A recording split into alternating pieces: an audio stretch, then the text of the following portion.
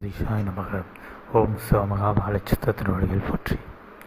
பாவ கழிதனை நல் பக்குவமாய் செய்த தவத்தில் வந்த பலனாய் இருக்கின்ற ஆதிகைலாய சிவசூட்சம நூலென்ற பேராற்றல் கொண்டு அதனை யுகமாற்றம் என்ற ஒரு நிலைக்கு பயன்படுத்துகின்ற சித்தனே, அந்நிலை கண்டு அகமகிழ்ந்து உம்முடைய நேர்மை கண்டு நெய்யாடி அப்பன் என்று அழைக்கக்கூடிய ஈசனார் அமர்ந்து அருள்பாலிக்கக்கூடிய திருத்தலமான தில்லை ஸ்தானம் என்று அழைக்கக்கூடிய ஒரு தலத்தில் பாலாம்பிகை என்று அழைக்கப்படுகின்ற தேவியாய் அவரோடு அமர்ந்து அருள்பாலித்து கொண்டிருக்கின்ற தேவிதானும் உம்மை வாழ்த்த மனம் மகிழ்ந்து வந்தமர்ந்திருக்கின்றோம்.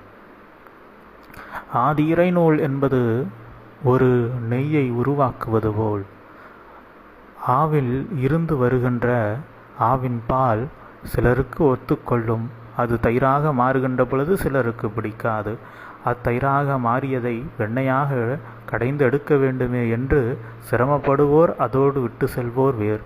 அதிலிருந்து அதனை சிரமப்பட்டு வெண்ணையாக எடுத்த பின்பு அதனை வெண்ணையாக பயன்படுத்தி கொண்டு இருப்போ ஒரு சிலர், அதனை உருக்கி நெய்யாக மாற்றுவோர் வேறு சிலர்.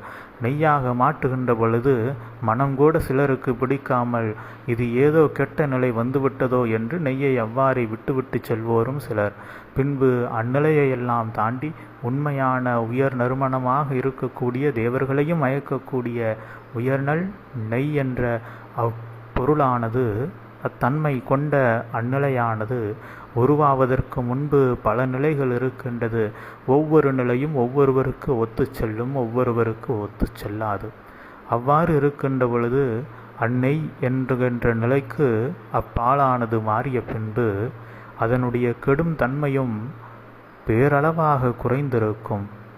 பாலாக இருக்கின்ற பொழுது சில நாட்கள் அல்ல, ஒரு நாள் தான். தயிராக இருக்கின்ற பொழுது 2 நாட்கள். வெண்ணையாக இருக்கின்ற பொழுது அதனை விட சற்று அதிக நாட்கள். நெய்யாக உருக்கிய பின்பு பல நாட்களுக்கு பல வருடங்களுக்கு அது கெடாமல் இருக்கின்றவாறு ஆதி இறை நூல்கள் ஒவ்வொன்றும் ஒவ்வொரு படிநிலையை தாண்டுகின்ற பொழுது அவற்றினுடைய உயர் பக்குவ தன்மையானது இருக்கும்.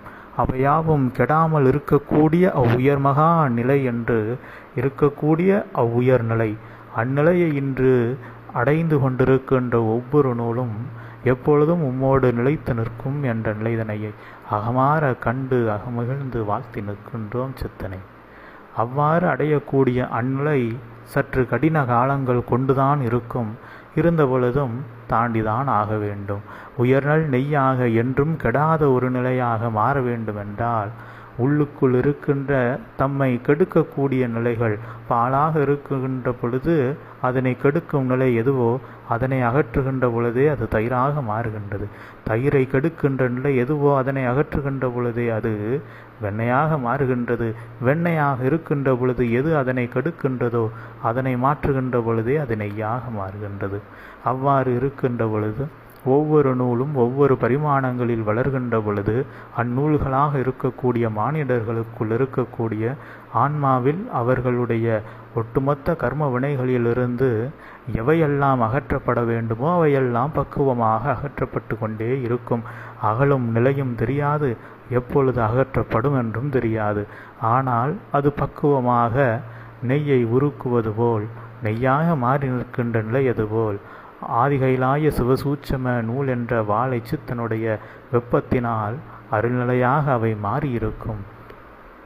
அந்நிலைக்கு ஒவ்வொருவரும் தம்மை தயார் செய்து அப்படிநிலைகளை தாண்டுவதற்கு சித்தனை சிக்கன பிடித்து கொண்டு உயர்நல் நிலையாய் சிவசூட்சம நூலின் உயர்நிலை, அதனால் செய்யப்படக்கூடிய உயர்மகா நிலைகளெல்லாம் இன்னும் இம்மண்ணுலகுதனில் எடுத்துரைக்கப்படவில்லை, எடுத்துரைக்கப்படவும் மாட்டாது. ஒவ்வொருவரும் அவரவர் தகுதியின்பால் சித்தன் மீது கொண்ட நம்பிக்கையின்பால் சிவசூட்சம நூலின் ஆற்றல் ஒவ்வொருவருக்குள்ளும் பீரிட்டு எழுந்திருக்கும். எழுந்த நிலைகள் அணைவதென்பது எக்காலத்திலும் அவ்வளவு எளிதில் அணைய விடுவது இல்லை. எவராலும் அதனை அவ்வளவு எளிதில் அணைய விடவும் முடியாது. ஏனென்றால் அவ்வாதிகைலாய சிவசூட்சம நூலினை ஒருவருக்கு வழங்குகின்ற பொழுதே பல நிலைகள் சோதனை செய்துதானே வழங்குகின்றார்கள் என்று பலமுறையும் யாம் உரைத்திருக்கின்றோம். அவ்வாறு இருக்கின்ற பொழுது நேற்று உரைத்ததும் யாமே இன்று உரைப்பதும் யாமே என்ற நிலைக்கு எடுத்துக்காட்டாய் உரைத்த நிலை நீரில் கலக்கின்ற உப்பது போல் அவ்வுப்பில் தீய உப்பு கலந்து விடுமாயின் தீய உப்பு இல்லை, எதுவுமே இல்லை என்கின்ற பொழுது சிவமகா வாழைச்சித்தனுடைய அவ்வாற்றலானது உப்பது போல் ஒவ்வொரு மானிடர்களுக்குள்ளும் நூலாக கலந்துவிடும். அது நூலாக கலக்க அவர்களுக்குள் எவ்வித நிலைகளும் இல்லாது மாற்று வேற்று நிலைகள் ஏற்கனவே அதில் ஒரு தீய நிலை கொண்ட உப்பு வடிவத்தில் இருக்கக்கூடிய மற்றவை கலக்கவில்லை என்றால், செறிவு இல்லை என்றால் இந்நிலையானது அதனோடு மிக எளிதாக சேர்ந்துவிடும். ஆனால் சேர்ந்த பின்பு ஏதேனும் உள்ளுக்குள் வந்து மாற்றுமா என்றால் அது சேருகின்ற பொழுதுதான் ஏதோ மாறி நின்றிருக்குமே தவிர மற்ற நிலைதனில் அது நன்னிலையான ஜீவன் என்பதாலேயே அதற்குள் ஜீவனாடி விரைவாக கலந்திருக்கும் என்ற நிலை உண்மை நிதர்சனமான உண்மையாக யாவருக்கும் அறிகின்ற விதமாக அது இருந்திருக்கின்றது. ஏனென்றால் உள்ளுக்குள் ஏற்கனவே ஒரு தீய உப்பு இருக்குமாயின் அவர்களுக்குள் நூலானது கலக்காது. அவ்வாறென்றால் அத்தீய நிலை எங்கிருந்து வரும் என்றால் அது வெளிநிலைகளில் இருந்து வரும். அவ்வெளிநிலைகளிலிருந்து அந்நீரினை கெடுக்கின்ற நிலை போல் வந்து சேருகின்ற வினைகளையும் எவ்வாறு அழிப்பது மிக எளிது. ஆதிகைலாய சிவசூட்சம நூலாக இருக்கின்ற சித்தனை மேலும் அதிகமாக உட்கொள்கின்ற பொழுது உள்ளுக்குள் இந்நூல் வருகின்ற பொழுது வந்த வினை நிலைகளினால் வருகின்ற தீநிலைகள் கூட அருள்நிலையாய் சிவமகா வாழைச்சித்தனுடைய பேராற்றல் அபரிவிதமாக உள்ளுக்குள் வருகின்ற பொழுது நன்னீராக இருந்ததோடு ஏற்கனவே இருக்கக்கூடிய இவ்வாதிகைலாய சிவசூட்சம நூல் என்ற வாழைச்சித்தனும் சேருகின்ற பொழுது வருகின்ற ஓர் புண்ணிய நிலை, அதற்கு இடையில் வருகின்ற தீநிலைகளை விட இது அதி உன்னத பெருநிலையாக மாறியிருக்கும். அவ்வாற்றலினுடைய செறிவு அதிகமாகின்ற பொழுது உள்ளுக்குள் எவ்வான்மாவும் எவ்வேளையிலும் மாற்று வேற்று நிலை கொண்டு உயர்நல் மகோ உன்னத நிலை என்று அறியாத நிலைக்கு செல்லாது உயர் உன்னத மகோ உன்னத நிலை என்பதை அறிந்து அவ்வழிக்கு செல்லும் என்ற நிலைதனை அறிந்து எடுத்து இயம்பியதில் மனமகிழ்ந்து நிற்கின்றோம் சித்தனே. உரைத்த நிலைகள் யாவும் சூட்சமமான நிலைகளே, சூட்சம நிலைகள் யாவும் சூட்சம நூல்களினுடைய நிலைகளே என்ற நிலைதனை எடுத்து இயம்பி ஒவ்வொருவருக்கும் அதிலிருக்கக்கூடிய உயர் பக்குவத்தை எடுத்துரைக்கும் உயர்நல் ஆசானாய் விளங்குகின்ற சித்தனே, ஆசானுக்கு இருக்கக்கூடிய ஆதி இறை நூலாய் இருக்கக்கூடிய பெரும் வழிகாட்டும் நிலை கொண்ட நூல்களுக்குள் யாம் அமர்ந்து நிற்பதில் பேரானந்தம் கொண்டிருக்கின்றோம். வாழை சித்தனாய் இவ்வையகத்தில் யாவருக்குள்ளும் எவ்வாறு நீர் கலந்து கொண்டிருப்பீர், எவ்வாறு கலக்க முடியும் என்றால் இக்கலியுகத்தில் இருக்கின்ற ஒவ்வொருவருக்குள்ளும் நான் இருக்கும். அந்த நானானது தான் நாம் உரைத்த அந்த தீய உப்பு. அவ்வுப்பு எவரிடம் இல்லையோ அவரிடம் ஆதி இறைநூல் விரைவாக கலந்துவிடும். கலந்த பின்பு தான் அதில் ஏதேனும் உள்ளுக்குள் மாற்று வேற்று நிலைகள் எதனால் வருமென்றால் அப்பொழுது கலக்கின்ற பொழுது எவ்வித நானும் உள்ளுக்குள் இல்லை. கலந்த பின்பு நான் ஏதேனும் வருமாயின் அது எங்கிருந்து வந்ததென்பதை பார்த்துதான் அறிவிக்க வேண்டும். ஏனென்றால் அந்நான் உள்ளிருந்து வரவில்லை, அது வெளியிருந்து கொடுக்கப்பட்டது. அது நான் அல்ல, அது ஒரு தீய வினை. அந்த தீய வினை எங்கிருந்து எதனால் வந்ததென்பதை அறிந்து அகற்றுகின்ற பொழுது அருள்நிலையாய் யாவருக்கும் உயர்நல் நிலைகள் கிடைத்திருக்கும். இது இதற்கு மட்டுமல்ல, வாழ்வில் இருக்கக்கூடிய ஒவ்வொரு நிலைகளுக்கும் இதுவே காரணமாக இருக்கின்றது. சிலர் ஒரு உயர்நல் காரியங்களை செய்கின்றார்கள். அக்காரியம் அமோகமான நிலைதனில் நடைபெற்று கொண்டிருக்கும், வெற்றி தருவாய் இருக்கும். ஆனால் இறுதி நேரத்தில் அவ்வெற்றியானது ஒரு சிறு நிலையால் சிதைவடைந்திருக்கும். ஆனால் அதற்கு காரணம் அவ்வெற்றி நிலைக்கு முன்பு வந்த அந்த சிதைவு நிலைக்கான காரணம் அதற்கு முன்பு நீங்கள் செய்த செயல் அல்ல. அவ்வெற்றி நிலையை அடைவதற்காக செய்கின்ற செயலில் வந்த பிழை நிலைகளே அதுபோன்ற இடர் இன்னல் நிலைகளாக ஒவ்வொருவருடைய வெற்றிக்கும் தடையாக இருக்கும்.